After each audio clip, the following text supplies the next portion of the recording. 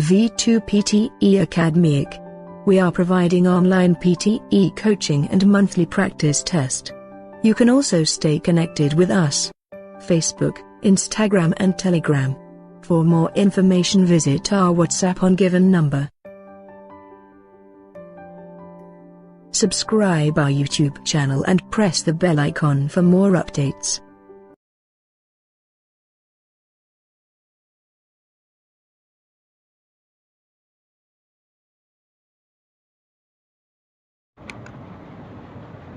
The sensation of fullness is set in motion as food moves from your mouth down your esophagus. Once it hits your stomach, it gradually fills the space. That causes the surrounding muscular wall to stretch, expanding slowly like a balloon. A multitude of nerves wrapped intricately around the stomach wall sense the stretching. They communicate with the vagus nerve, up to the brainstem and hypothalamus, the main parts of the brain that control food intake. But that's just one input your brain uses to sense fullness. After all, if you fill your stomach with water, you won't feel full for long. Your brain also takes into account chemical messengers in the form of hormones produced by endocrine cells throughout your digestive system. These respond to the presence of specific nutrients in your gut and bloodstream, which gradually increase as you digest your food. As the hormones seep out, they're swept up by the blood and eventually reach the hypothalamus in the brain. Over 20 gastrointestinal hormones are involved in moderating our appetites. One example is cholecystokinin, which is produced in response to food by cells in the upper small bowel.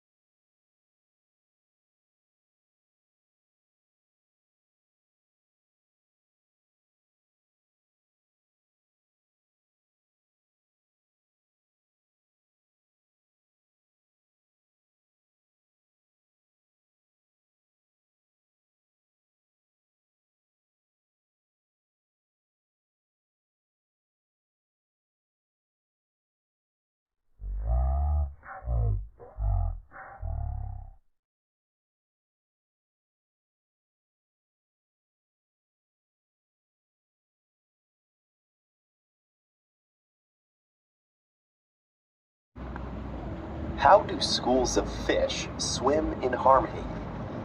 And how do the tiny cells in your brain give rise to the complex thoughts, memories, and consciousness that are you? Oddly enough, those questions have the same general answer: emergence, or the spontaneous creation of sophisticated behaviors and functions from large groups of simple elements. Like many animals, fish stick together in groups, but that's not just because they enjoy each other's company. It's a matter of survival. Schools of fish exhibit complex swarming behaviors that help them evade hungry predators, while a lone fish is quickly singled out as easy prey. So which brilliant fish leader is the one in charge? Actually, no one is, and everyone is. So what does that mean?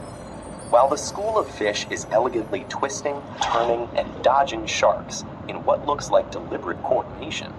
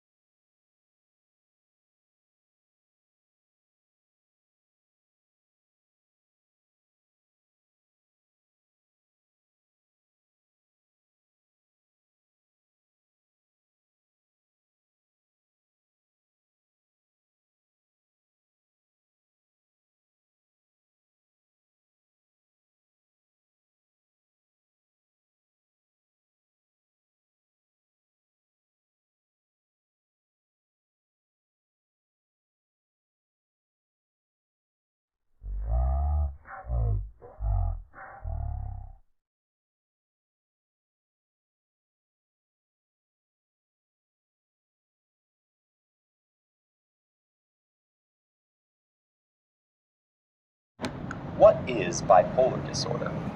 The word bipolar means two extremes.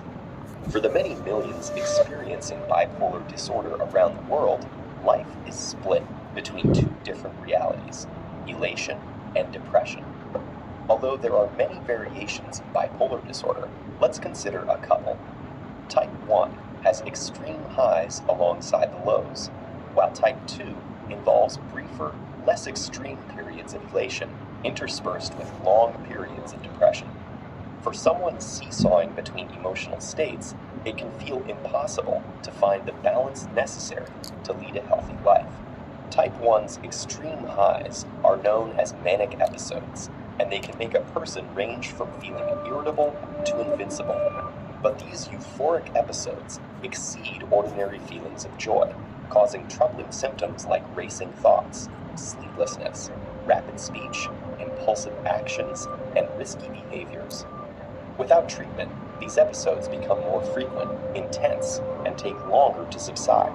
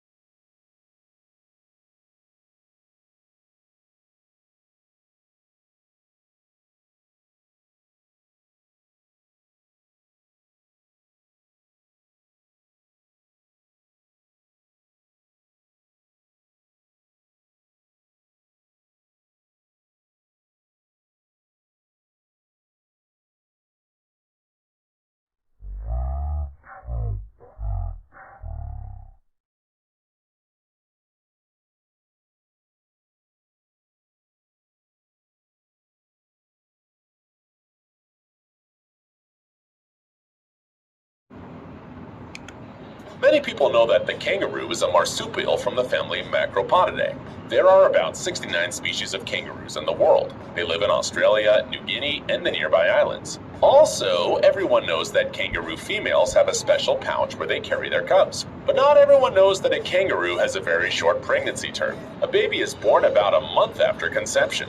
However, this is not a grown animal ready for life in the outside world. The size of a newborn kangaroo is only a couple of centimeters, and it weighs about a gram. In this embryonic state, the cub makes its way into the pouch, and the tiny kangaroo does not yet have hind legs, so he has to use the front ones. Moreover, the mother does not help him. She only licks the path to the pouch, where the cub immediately starts sucking on a nipple. Well, he doesn't actually suck it, because he's not yet able to. He's too small. Milk is secreted into his mouth with the help of a special muscle. Another peculiar thing about the kangaroo is that it has 4 nipples in its pouch, and each of them secretes a different type of milk.